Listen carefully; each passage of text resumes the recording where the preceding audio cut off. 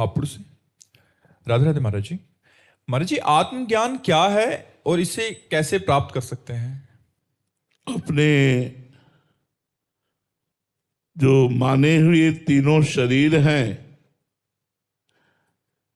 इन तीनों शरीरों के राग का त्याग करके जो मैं स्वरूप है, ये तीनों शरीर मायाकृत हैं, जड़ हैं, विनाशी हैं, परिवर्तनशील हैं, स्वाप्निक है। जो मैं है वो एक है, चैतन्य घन है, अविनाशी है, आनंद स्वरूप है, और वो मेरा स्वरूप है, वो मैं हूं। ऐसा बोध होना आत्मज्ञान है। ये बोध हो जाना, जानकारी नहीं, ये अनुभव में आ जाना। स्थूल शरीर स्वप्नावस्था में जब हम जाते हैं तो विस्मृत हो जाता है कि स्थूल शरीर है क्या, सैया में पड़ा हुआ। स्वप्नावस्था के शरीर को सत्य मानकर उसके दुख सुख को हम सत्य मानने लगते हैं। जब जागृत अवस्था में आते हैं तो स्वप्न अवस्था का शरीर मिथ्या, उसके सुख दुख मिथ्या। जब स्वप्नावस्था में होते हैं तो जागृत शरीर मिथ्या, उसका सुख दुख मिथ्या।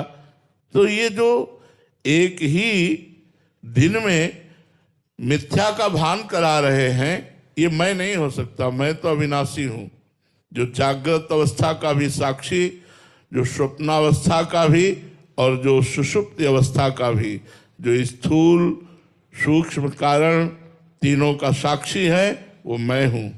वही तत्त्वमसि, वही ब्रह्म कहो, वही आत्मा कहो, वही मैं हूं। ऐसा बोध होना आत्मज्ञान है। तीनों शरीरों के राग का त्याग करके चिंतन रहित होकर अपने स्वरूप में स्थित हो जाना, यह अखंडानंद है, ये मोक्ष स्वरूप है।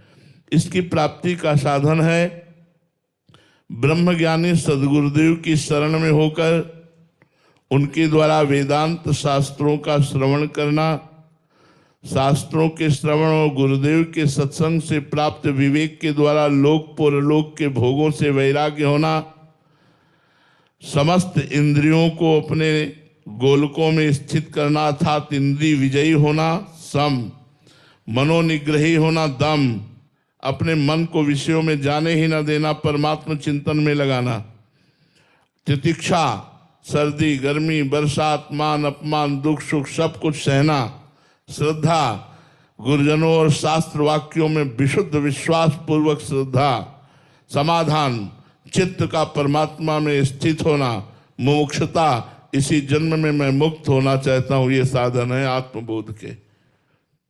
यदि हम गुरुदेव की शरण में होकर इन साधनों का सम्यक रूप से निर्वाह करें तो भगवान गुरुदेव की कृपा से मोक्ष मूलम गुरु कृपा हमें अपने स्वरूप का बोध हो